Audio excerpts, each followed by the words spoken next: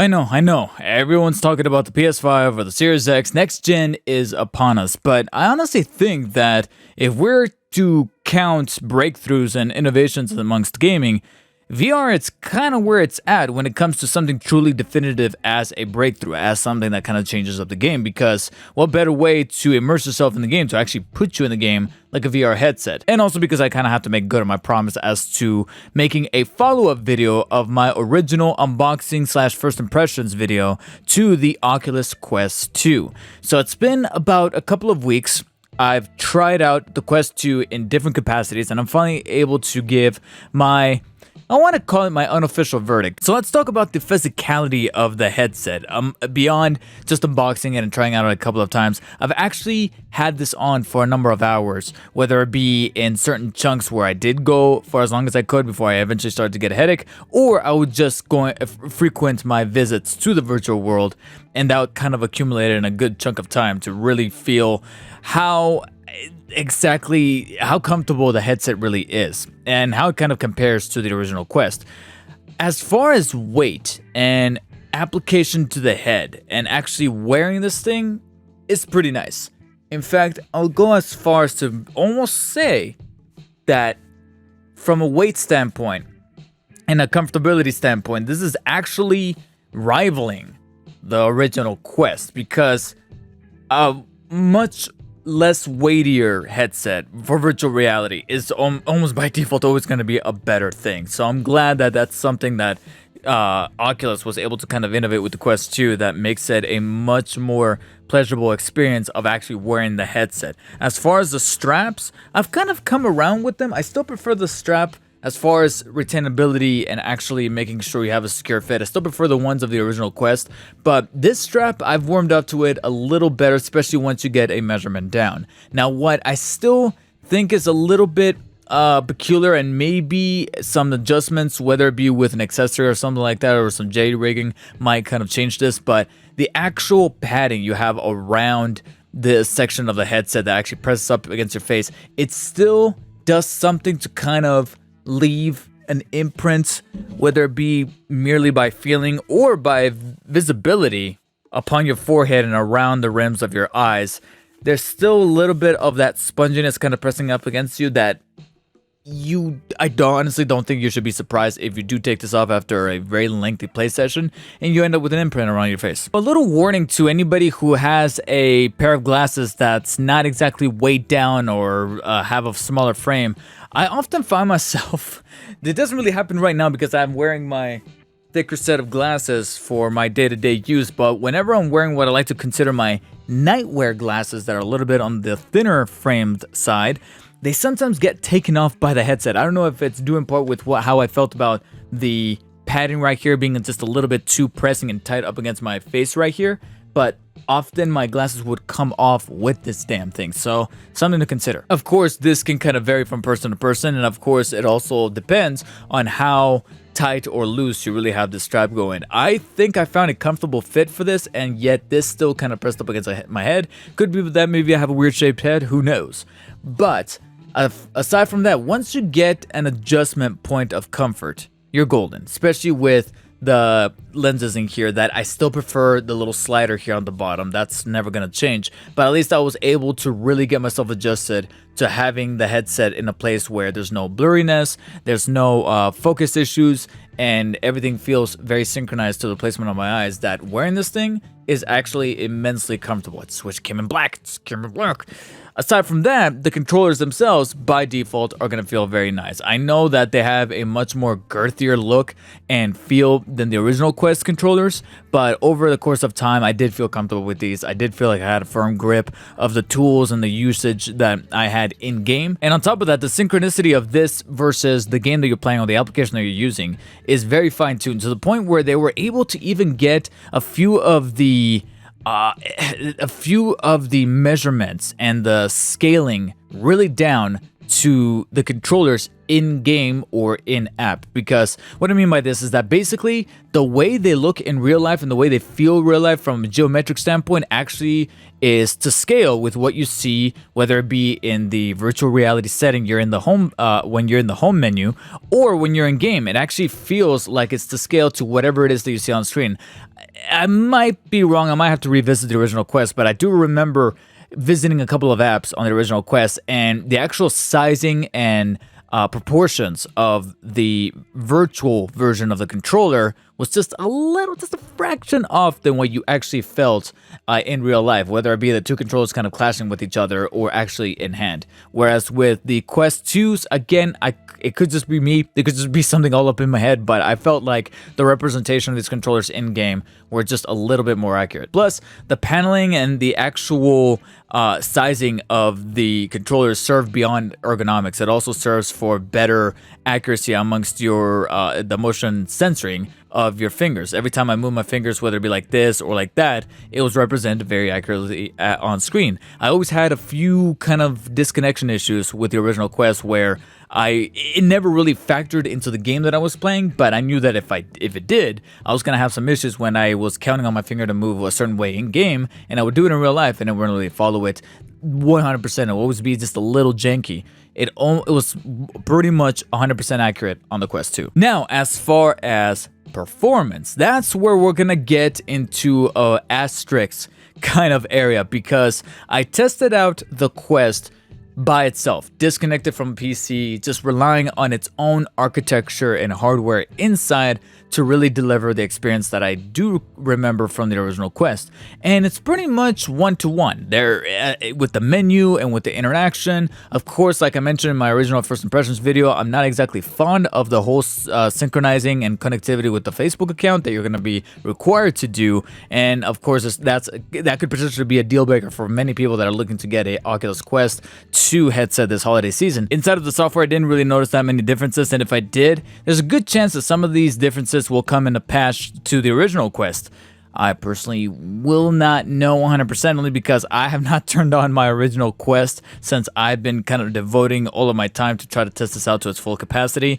I could just assume that that's probably what's going to be coming to original Quest, because why would they alienate the original usage of that? And some of those features and differences and things that they've kind of been doing to adjust to make the whole experience a little bit more seamless is like a new intro video to kind of get you acclimated to how VR is going to work upon setup, and then of course amongst the menu, the overall aesthetic is still the same, but you're gonna have little things, bits of fat trimmed away as far as accessibility and features. And I think one of my favorite parts were the quick actions section of the menu, where it's pretty much breaking down all of the features that you're pretty much gonna be using on a much more frequent level, like turning down the brightness, turning on night sight, voice controls, hand commands, things like that. And then of course your do not disturb mode, and then going into not only the Wi-Fi that you're using to connect to this thing, but also adjusting the Guardian and things like that. So overall, I was pleasantly surprised to how they were able to kind of look at it from a, hey, if it's not broke, don't fix it standpoint among the UI and the software, and making sure that it's still the same way that you remember it if you're migrating from an original Quest to the Quest 2. The only other thing that stood out to me that, again, is probably noticeable through a patch or update is how forward-thinking it's trying to be with some of its experimental features. And I think the one to me that I think could probably be the more advantageous one when it comes to VR, because it's something to kind of get more and more people that are maybe a little afraid of VR because it might make them motion sick or something like that, is how they're trying to aim for a 90 hertz refresh rate. But right now it's only limited to either certain apps or certain sections of the home menu and the environment that you can kind of swap in and out of in that home menu. It doesn't really apply. It's not like an extra layer of high refresh rate to games and other little virtual experiences that you might have already preloaded onto the headset. And of course, you can pretty much forget about whatever it is that you're trying to load up through Oculus Link.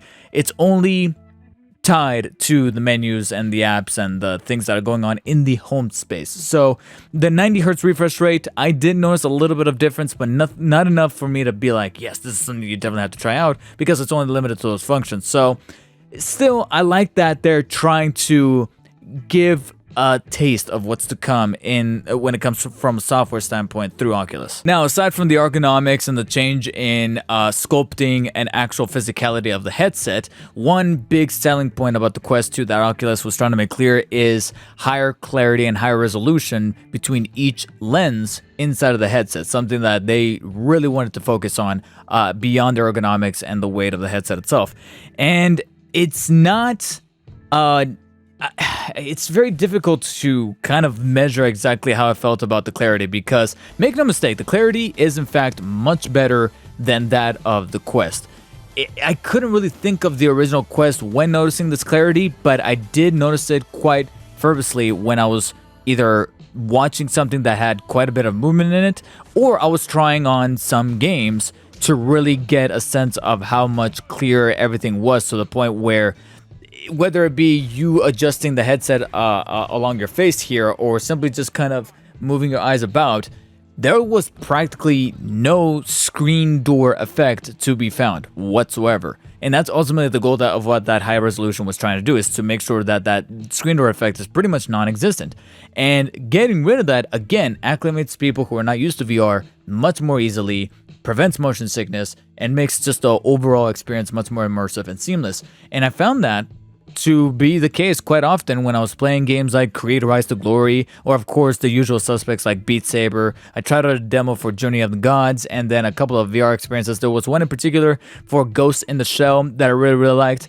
Sadly, it wasn't on the original Ghost in the Shell, it was on the Scarlett Johansson version. We won't talk about that, but it was a very nice little video kind of test to really show you exactly how much clearer the resolution really was. That it's crazy. The only thing that now needs to take into effect is how much further we can push that refresh rate, not just for the menus, like I mentioned before, and the experimental features, but mainly for the games themselves, because that's ultimately the focus of something like this. That's what gets people, specifically parents, to come into the store and be like, I want this. Now comes the bad news, and this is a bad piece of news that I personally feel at fault with. I just feel like I need to be ultimately transparent, because you know how a few minutes ago I said that you could practically forget about Oculus Link upon the experimental features being adapted to those things, because that's a whole separate beast altogether.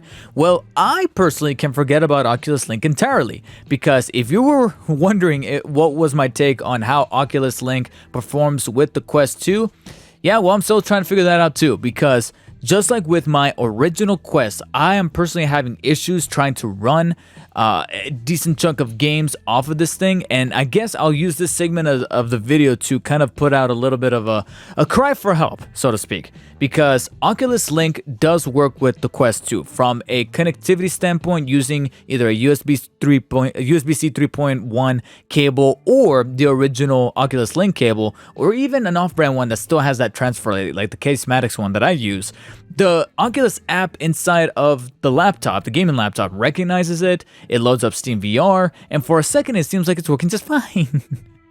And yet 5 minutes into whatever game I played, whether it was Half-Life Alyx, like I promised I was going to try it and use, or Rick and Morty's virtual reality, it kept stuttering and running into problems where, and apparently it's a frequent problem that an awful lot of other people are having, where either the frame rate dips to a crawl, or whenever I move myself about the environment with the headset, it's almost like the environment is trying to catch up with the headset, where every time I move, there's these little patches of black around my peripheral vision that it just feels like it's trying to generate the image as I move my face, similar to how certain open world games, third-person games, are generating the area around your character as the game kind of progresses. At least back in the day, I don't know about the newest next-gen SSDs, but that's kind of an effect that's happening here with the Oculus. But because, of course, it's not able to keep up with your head movements, it has some sluggish movements and slowdown happening with it generating the world around you. And, of course, I can't go even 5 minutes with that experience, because eventually it's either going to make me sick or give me a massive migraine. And I don't know simply what I'm doing wrong. Again, I'm putting this out as a call of help to anybody that can maybe go into the comments and let me know exactly what it is that's the issue, because the laptop that I'm having this thing hooked up to through Oculus Link, it's an Asus ROG Zephyrus. I can't remember. I think it's the 502L. It has an i7 9th generation processor. It's 16 gigabytes of RAM, a terabyte SSD, and then the graphics card is a RTX 2060. And yes, before you ask, I've devoted all of the graphical power of the Oculus app, the Steam VR app, Steam itself, and then the game that would load up, in this case it would be Half-Life Alyx, to be run by the GPU, not the CPU or the integrated graphics card from Intel. I would tell NVIDIA FX to run those programs. And then beyond that, I went to Task Manager and told it to run in real time. I did that. I went to the details, clicked it, run in real time as priority number 1, instead of it being like a passive priority. I did all those things. And beyond that, I can't find any other solutions in Reddit or YouTube or the likes. So if anybody out there has a solution, because I would really, really love to play Half-Life Alyx amongst many other games that I have loaded up on Steam VR, especially one that I was looking forward to this year, which is an EA game out of all things, Star Wars Squadrons. I was really looking forward to jumping into an X-Wing cockpit and being able to stream that, and so far I have not had any luck. And therefore is my explanation as to why I'm not able to fully commentate on the effects and the performance of Oculus Link for the Quest 2, because much like with my original Quest, I just can't get it to work. Maybe it's because the laptop I'm using is shitty, maybe there's an issue with it, or maybe this is solely dedicated to run on desktop hardware because it breathes easier, has an easier time generating effects, who knows?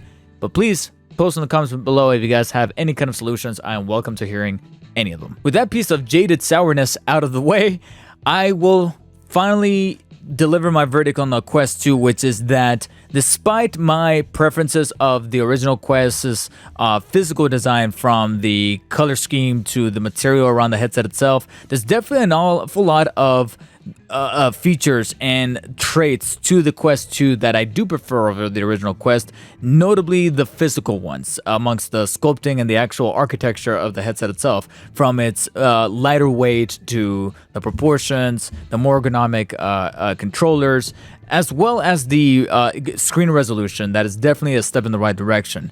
But I think all these things amounting to themselves, especially with the minor drawbacks of the strap here at the end that could cause a little bit of weariness amongst people who have longer hair, or thicker hair rather, like myself, it almost feels like this is closer to being an Oculus 1.5 than it is a 2. So if you already have an Oculus Quest headset, I don't think that you're necessarily missing out if you don't pick up a Quest 2.